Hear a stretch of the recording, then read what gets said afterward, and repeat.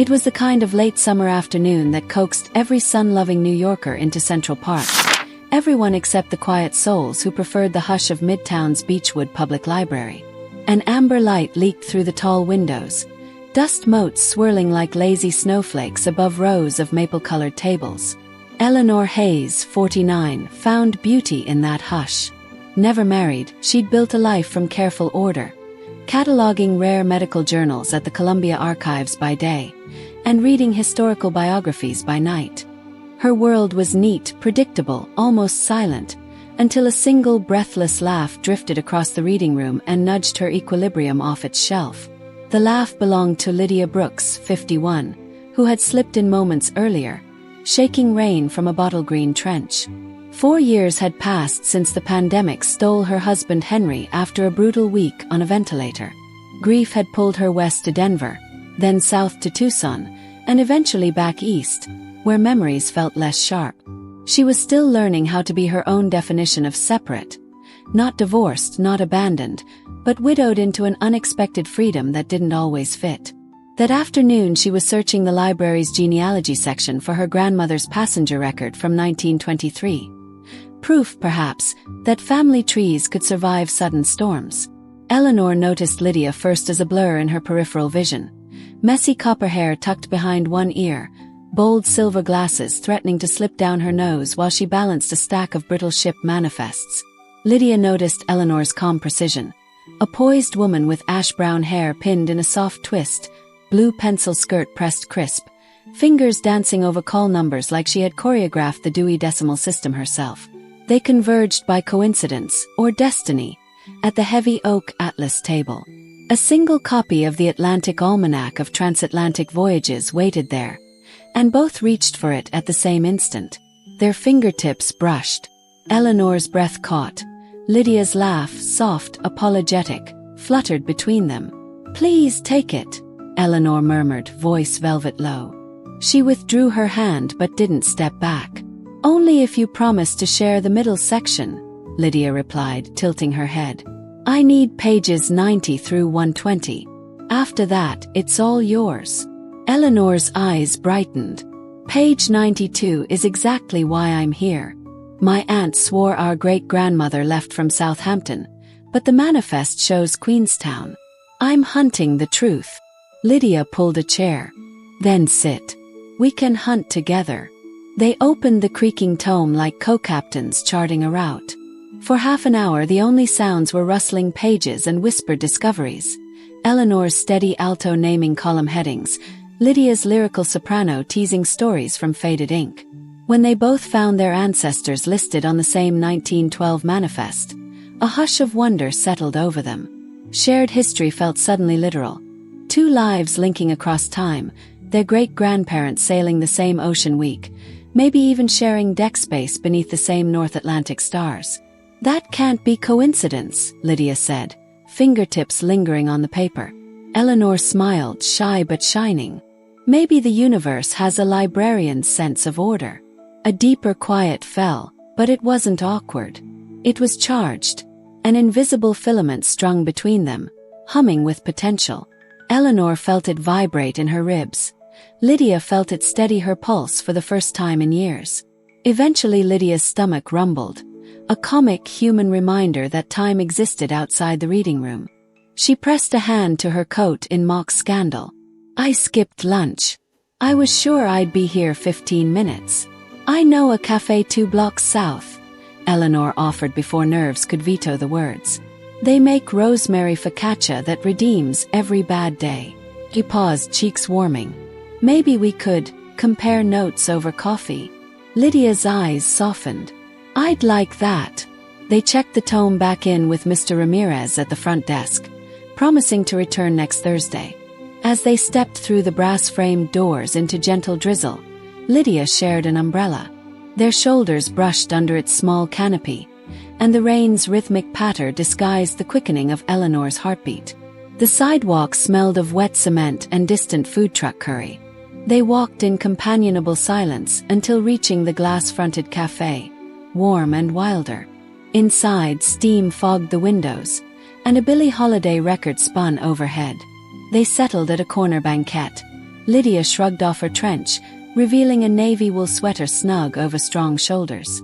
Eleanor unbuttoned her blazer, smoothing invisible creases. Conversation unfurled like a bright map. Favorite books, worst pandemic memories, the absurdity of dating apps at their age. Eleanor's profile deleted after one unsolicited photo, Lydia's after 3. Eleanor admitted she'd spent lockdown alone with audiobooks and sourdough experiments. Lydia confessed she'd once tried to adopt a dog to fill the quiet, then returned it when she realized grief made her unpredictable. When the rosemary focaccia arrived warm and fragrant, Lydia tore a piece, dipped it in olive oil, and offered Eleanor the first bite. Their fingers touched again, less accidental now. Electricity zipped up Eleanor's arm, and Lydia's eyes flickered, acknowledging the spark. They lingered until twilight painted lavender stripes across the sky. Outside, the city's neon signs flickered awake. Lydia glanced at her watch and sighed. I promised my sister I'd call before 8. She's still convinced New York will eat me alive. Then we should both go, Eleanor replied, though a small part of her begged for one more hour.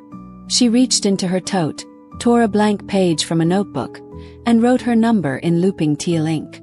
If you'd like a library co-conspirator again. Lydia pulled a vintage fountain pen from her trench pocket, emerald lacquer, gold nib, and wrote her own number beneath Eleanor's, adding a single line. Next Thursday, same table? Eleanor's smile answered yes. They stepped outside, and Lydia lowered the umbrella long enough for drizzle to bead in her copper hair. Something about the cool water made her feel awake, alive. She set a gentle hand on Eleanor's elbow. Thank you for today. I haven't felt curious in a long time. Eleanor's voice was soft but steady. Curiosity brought us here. Let's see where it leads. Lydia hailed a taxi. As it pulled away, Eleanor watched the taillights disappear into evening traffic, her reflection blurry in the rain-slick street. Yet for the first time in years, she didn't feel solitary. She felt aligned, like a bookmark finally slipped into the right chapter. She turned toward the subway, already counting the hours until next Thursday, the Atlas table, and the woman whose laugh had rearranged the quiet of the Beechwood Public Library. Eleanor woke the following Thursday feeling as if every clock in her apartment had conspired to move twice as slow. She trimmed a stray thread from her soft blue blouse, ironed it again even though there was no wrinkle, and paused at her front door 3 separate times to make certain she had Lydia's number tucked into her wallet. On the subway uptown, she caught her own faint smile in the window's reflection each time the train burst from a tunnel into sunlight. Inside Beechwood Public Library, the noon hour cast champagne-colored beams across the marble floor. Eleanor arrived early, of course she did, and arranged 2 pencils, a notebook, and a fresh pack of pastel page flags around the Atlas table as if staging a still life. Mr. Ramirez, the head librarian, wheeled the Atlantic Almanac of Transatlantic Voyages toward her on a cart, eyebrow arched in playful judgment. Twice in 1 week, Ms. Hayes. Did the book sprout wings? Something like that, she answered, cheeks pink but pleased. At 12:07, the lobby's revolving door released Lydia in a swirl of late summer heat. She wore dark jeans, ankle boots, and a white cotton blouse tied at the wrists, casual yet somehow cinematic. When her eyes found Eleanor across the reading room, her entire posture softened, as though she'd set down a suitcase no one else could see. I brought sustenance, Lydia whispered once she reached the table, setting 2 paper cups that smelled of cinnamon beside the tome. I'd forgotten libraries run on caffeine as much as quiet. Eleanor inhaled the scent gratefully. You read my mind. They opened the almanac to page 121. Uncharted territory now. Lydia traced a column heading with her fingertip. Passenger illness declared on arrival, she read aloud, then grimaced. Imagine crossing an ocean in steerage only to be quarantined on an island you can see but not reach.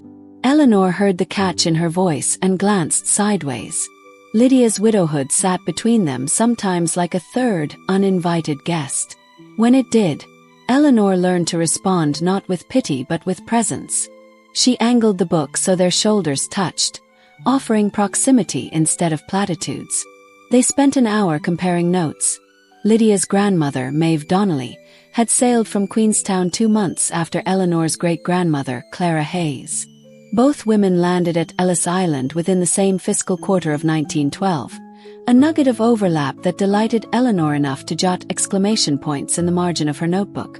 Around 1 o'clock, a toddler somewhere in the children's wing let out a squeal of unfiltered joy. Lydia chuckled softly, then sobered as the sound echoed. "Henry and I tried for a child for years," she murmured, eyes on the brittle pages. "Fertility treatments, adoption lists, you name it. After he died, I boxed up the nursery we'd half-painted sage green. Some mornings I still smell fresh latex paint, and it feels like grief followed me into wakefulness." Eleanor closed the book, palm resting lightly atop Lydia's hand. "You don't have to talk about him." "I want to," Lydia countered, gaze steady. "But I also want to talk about things that haven't hurt yet." She slid Eleanor a shy, sidelong smile. Like why someone who spends her days with rare journals lives alone among so many plants she could oxygenate half of Brooklyn. Eleanor laughed, tension easing. "The monstera keeps me honest. If I neglect it, it droops in judgment." "Do you have room for one more demanding organism?" Lydia asked, and for a heartbeat an entire future fit inside the joke. The spell broke when Eleanor's phone buzzed, a calendar reminder for a Zoom departmental meeting at 3. She sighed, silenced it, and met Lydia's questioning look. "Work?" "Afraid so. But I have 90 minutes. Lydia considered. "That's exactly enough time for the Fifth Avenue photo archive." She wagged her brows. "They've digitized early 1900s immigration portraits. We could see if our ancestors wore feathers or frowns when they landed." Eleanor felt a ripple of adventure. Reckless by her standards. "Lead the way." They returned the almanac to Mr. Ramirez, grabbed their cups, and stepped into sunlight so bright it turned the pavement white. Midtown hummed. Taxis, distant jackhammers, an organ grinder outside St. Patrick's Cathedral piping Gershwin. Lydia matched Eleanor's strolling pace even though her legs were longer. Each time she shortened a stride, Eleanor's pulse skipped, noticing.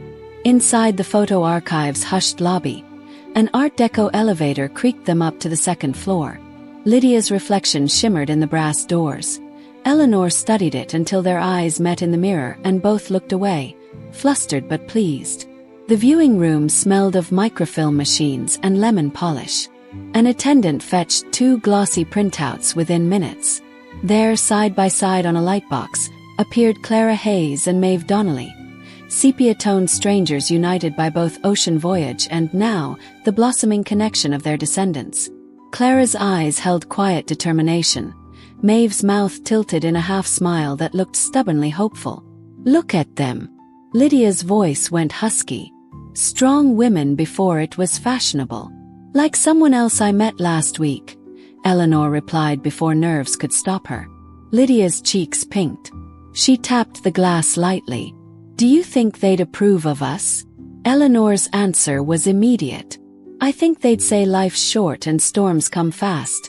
Take joy when it offers itself." Silence pressed close.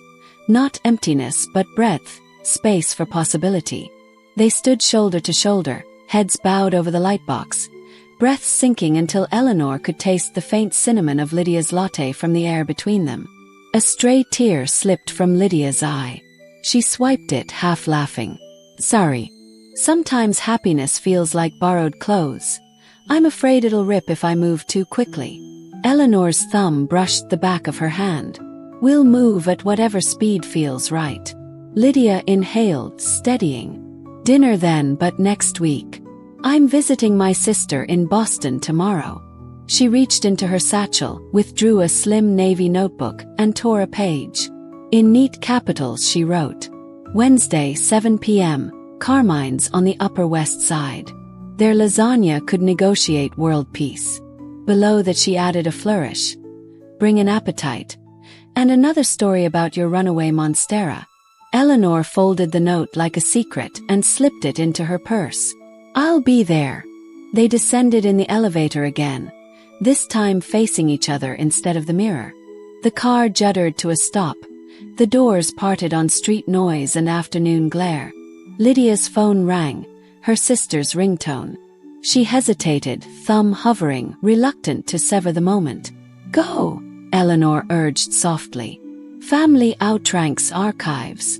Lydia pressed answer but kept her gaze on Eleanor's. "Hey Viv," she said into the phone, then mouthed thank you before turning toward Fifth Avenue's curb to hail a cab. Eleanor watched Lydia slide inside a yellow taxi, one hand lifted in farewell through the open window. The cab merged into traffic, leaving exhaust haze and a faint echo of laughter behind. Eleanor touched her chest where her heart drummed, half astonished at its own velocity. Back at her office desk an hour later, she tried focusing on a spreadsheet of acquisition budgets. Instead, she found her gaze straying to the corner, where Lydia's dinner invitation poked from her purse like a blue-edged promise. A ridiculous grin crept over her face.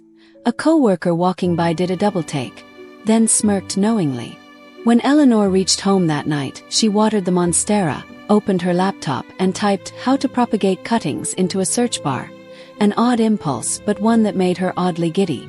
If a plant could become two, perhaps a life could as well. One version that had existed until last week, and another that began the moment two fingertips brushed over brittle paper in a quiet library. Across the East River, Lydia unpacked a suitcase for Boston. She laid out clothes with practiced efficiency, only to pause over a silk scarf Henry had bought her in Florence 12 years earlier.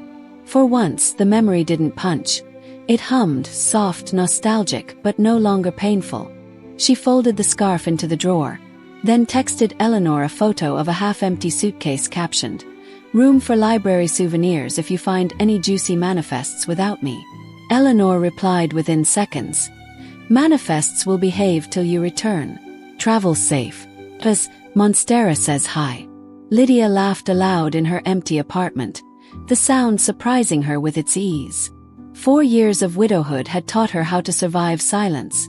One afternoon with Eleanor was teaching her how to replace it. She set her phone on the charger, looked around, and realized the rooms felt smaller, in a good way because anticipation took up so much space. Outside, dusk filtered through blinds, turning her walls lavender. Lydia whispered into the quiet, "Next chapter," and felt the universe lean forward, eager to listen. The Wednesday rush hour sky glowed melon pink when Eleanor stepped out of the 86th Street subway station, her pulse keeping frantic time with the traffic lights. Carmine's Italian trattoria stood half a block away, brick facade already glittering with strings of patio bulbs. She checked her watch. 6:57 p.m. A librarian's instinct for punctuality warred with a woman's sudden wish to arrive fashionably late, to let anticipation build. In the end, she crossed the street anyway, afraid one more minute might tip her nerves into chaos. Inside, Carmine smelled of basil, garlic, and warm dough, a scent that wrapped around Eleanor like a reassuring shawl. She told the host she was meeting a party of 2. He gestured toward a semi-private alcove behind a panel of stained glass. The flicker of a single candle waltzed over the tabletop, illuminating 2 places already set with linen-bound menus. When Lydia swept in at 7:03, the room shifted as if furniture leaned to greet her. She wore a charcoal wrap dress that cinched at the waist and hinted at powerful shoulders beneath softness. Raindrops jeweled the tips of her copper hair.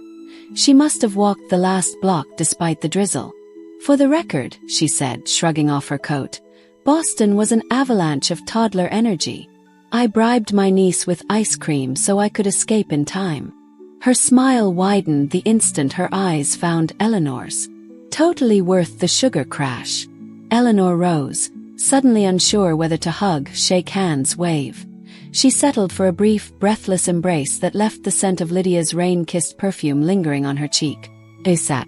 Between them, the candle's small flame leaned first one way, then the other, as if undecided to whom it should bow. A waiter poured Barbera into generous glasses. Lydia raised hers. To surviving families and finding new ones in unexpected places. Eleanor touched her glass to Lydia's with a soft clink. To unforeseen chapters. Over calamari and Caesar salad they compared notes from Lydia's trip. Her sister's insistence on homemade kombucha, her niece's obsession with dinosaur facts, and Eleanor countered with tales of a chaotic donation at the Columbia Archives. 36 steamer trunks of medical pamphlets reeking of mothballs. Lydia's laughter, low, delighted, drew a glance from the bartender. Eleanor filed the sound away like a favorite line of poetry. The lasagna arrived, wide noodles smothered in molten ricotta and sweet pomodoro. Lydia cut a perfect square and slid it onto Eleanor's plate before serving herself. World peace, as advertised. Between respectful bites they slipped in questions too intimate for first dates and too urgent for friendship. Lydia asked why Eleanor never married. "I kept waiting for the right earthquake," Eleanor admitted. "Most offers were safe tremors. Enough to rattle dishes, not enough to rebuild a life around." She paused, eyes meeting Lydia's. "Until now I didn't realize I might still be living on a fault line." Lydia's breath caught. Her fork hovered mid-air. "Sometimes the world splits open to show you something luminous. It's terrifying and magnetic at the same time." Eleanor nodded, heart drumming. "Yes, exactly that." They finished dinner reluctantly, drawing out the check with an espresso they shared, passing the demitasse between them like a secret. When Lydia reached for sugar, her hand brushed Eleanor's across the saucer, short, static-lit contact that left both women still for a moment longer than the gesture required. The rain had tapered to a mist by the time they stepped outside. Street lamps haloed each droplet, turning Broadway into a corridor of glitter. Lydia tilted her face toward it, eyes closed. "After Henry died," she murmured, "I hated rain. Hospitals always smelled metallic when it stormed. Tonight it feels clean."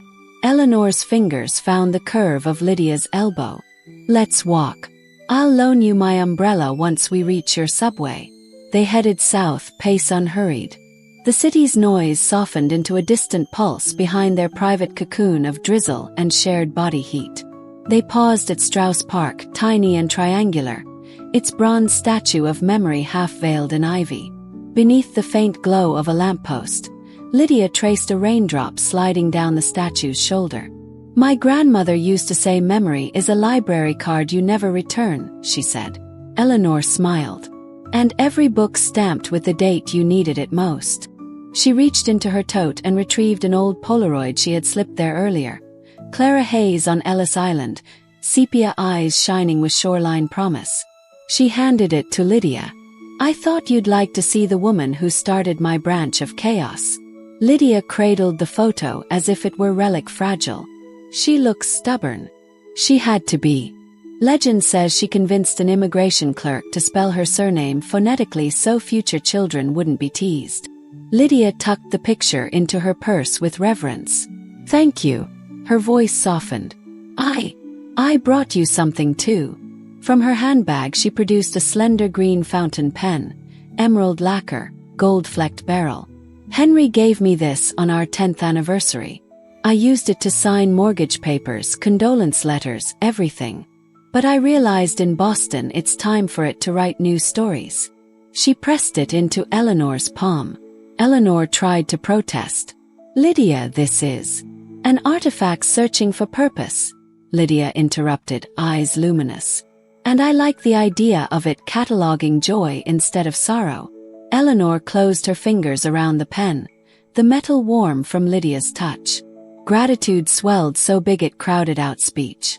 Instead she slid the pen into her coat pocket as though holstering something sacred. They resumed walking. At 72nd Street their steps slowed. Lydia halted beneath a half-lit theater marquee. The bulb glow gilded her cheekbones, melted raindrops into sparks along her hair. She brushed a wet strand from Eleanor's forehead. "You're soaked." "I don't mind." Lydia's fingers lingered, thumb grazing Eleanor's temple, then tracing the curve of her ear. Their breaths mingled, warm, tentative. Eleanor's hand found the lapel of Lydia's coat. The moment stretched taut as violin string. Eleanor's voice, barely louder than rain, broke the hush. "May I?" Lydia answered by leaning forward, closing the centimeter between them. Their lips met softly, the kiss as gentle as page corners turning, and just as irrevocable. A second kiss followed, deeper, surer, until passing headlights splashed them with white and both women blinked, breathless. Lydia rested her forehead against Eleanor's. "I thought I'd forgotten how to feel something new." Eleanor smiled, tears thin as rain threading her lashes. "Seems we're overdue for an epilogue." Neither of us read ahead. They parted only when the chill seeped through damp clothes. Eleanor insisted on escorting Lydia down the entrance of the 72nd Street station. At the turnstile, Lydia paused, fingers interlacing with Eleanor's through the bars.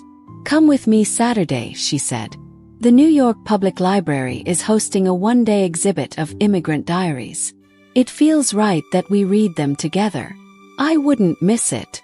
Eleanor squeezed her hand. "Text me train times." Lydia stepped onto the escalator, never breaking eye contact until distance and crowd swallowed her. Eleanor remained at the gate long after the downrush of air stilled, her heart echoing 2 floors below where the express line roared. Back home she changed into flannel and brewed chamomile she forgot to drink. She sat at her desk, fountain pen poised above a fresh journal. On the first page she wrote the date and a solitary line. "The rain tasted like possibility tonight." The ink flowed smooth, emerald deep, like a river finding a new channel. Across the city, Lydia stepped from the A train into Washington Heights, still buzzing with bodega neon. She keyed herself into her apartment, slipped off her shoes, and hugged a throw pillow to her chest. Half laugh, half sob of relief. Joy wasn't borrowed clothes after all. It was a tailored dress that had finally come back from the shop, altered to fit the woman she was becoming. She unpacked her purse, fingers brushing Eleanor's Polaroid. She propped it on the bedside table beside her phone, then typed a message. "Made it home. Still tasting rosemary and rain. Sleep well, bibliophile." The reply arrived quicker than any alert could chime. "Home too. Pen already writing mischief. Dream sweet, wayfinder." Lydia set the phone down, lights off, heart steady. Somewhere beyond the open window a siren wailed. Taxis honked. Early September carried the promise of one more storm. None of it unsettled her tonight. For the first time in 4 years, tomorrow felt not like an empty corridor but like a page already warming beneath invisible ink, waiting for breath to reveal the words. Saturday's first sunbeam filtered through a cathedral of clouds, golden and tentative, as if testing the promise of the day. Eleanor felt it tap her cheek while she stood on the stone steps of the New York Public Library's main branch, waiting beneath the 2 marble lions who had watched centuries of beginnings. She'd arrived 10 minutes early, habit, so she walked a slow circle under the portico, whisper counting the carved rosettes in the ceiling to steady her racing pulse. At 9:58 a.m. Lydia appeared at the base of the steps, a splash of autumn rust in a tailored trench, messenger bag slung crossbody, hair loose and wind-tossed. She looked up and waved, the city noise falling away for Eleanor until there was only the hush of that gesture, an invisible bookmark slipping into the morning. Inside, the lobby hummed with exhibit day excitement. Staff rolled glass cases into place. A brass quartet rehearsed snippets of Gershwin beside the grand staircase, and volunteers fastened QR codes to walnut pillars. Lydia accepted 2 program booklets and guided Eleanor toward the Rose main reading room, temporarily transformed into a gallery of lives in transit. Tall cases lined the center aisle, each holding diaries from immigrants who'd arrived between 1890 and 1920. Cracked calfskin volumes opened to pages of delicate looping English, hesitant Spanish, determined Yiddish. Soft spotlights pooled amber pools onto ink that had weathered wars, pandemics, and the brittle indifference of time. They paused before a diary labeled Bridget Donnelly, 1912. Lydia inhaled sharply. Her grandmother's sister. The entry on display read, September 19th. We saw the torch of the big lady at dawn. Some wept. I held Maeve's hand so tight I nearly cut her circulation. Tonight they say we sleep on land that will never drift. Lydia pressed 2 fingers to the glass, whispering. She mentioned my grandmother by name. A tear balanced on her lower lashes. Eleanor slipped an arm around her waist. Quiet, solid. Lydia leaned in, the tear falling onto Eleanor's sleeve instead of the diary case, and mouthed, "Thank you." Farther down the aisle, they discovered a thin blue ledger. Clara Hayes, 1912. Eleanor bent close. Clara's script was precise, the scientist's granddaughter in her shining through. October 3rd. The ship doctor praised my calm during last night's storm. I told him the Atlantic has no malice, only moods, like women who have been told too often to be gentle. Lydia exhaled a laugh-sob combo. Your great-grandmother offered a feminist oceanography lesson before women could even vote. Eleanor, cheeks glowing, murmured, I come from excellent troublemakers. A lanky curator noticed their absorption and stepped over. Family? He asked softly. Practically, Lydia replied, brushing Eleanor's knuckles with her thumb. The curator smiled, lowering his voice. Would you like to see something not yet on display? He produced a key on a navy ribbon and beckoned them behind a curtain to a side study. There on a felt-lined tray lay 2 envelopes, one addressed to Miss Bridget Donnelly, the other to Miss Clara Hayes, both postmarked January 1913, Brooklyn. Eleanor's breath caught. They corresponded. We discovered them in a donated trunk last month, the curator said. Bridget and Clara volunteered at the same Red Cross depot their first winter. These letters thank each other for shared night shifts. He paused. Their descendants finding one another in the same week felt poetic. I thought you should know. Tears blurred Eleanor's vision. Lydia reached first, her fingertips trembling a fraction above the fragile paper. She didn't touch, just hovered as if absorbing warmth from a dying star. We'll treasure the knowledge, she whispered. Back in the reading room, the quartet began a lilting summertime. Lydia threaded her fingers through Eleanor's. Take a walk, she asked, voice rough with emotion. Eleanor nodded. They wove between study tables, past readers lost in research and tourists craning at frescoed ceilings, until they emerged onto 42nd Street. A breeze tugged at Lydia's coat hem. Eleanor's hair whipped across her glasses. They hailed a cab to Riverside Park without discussing the destination. Some impulse guided them upriver toward quieter air.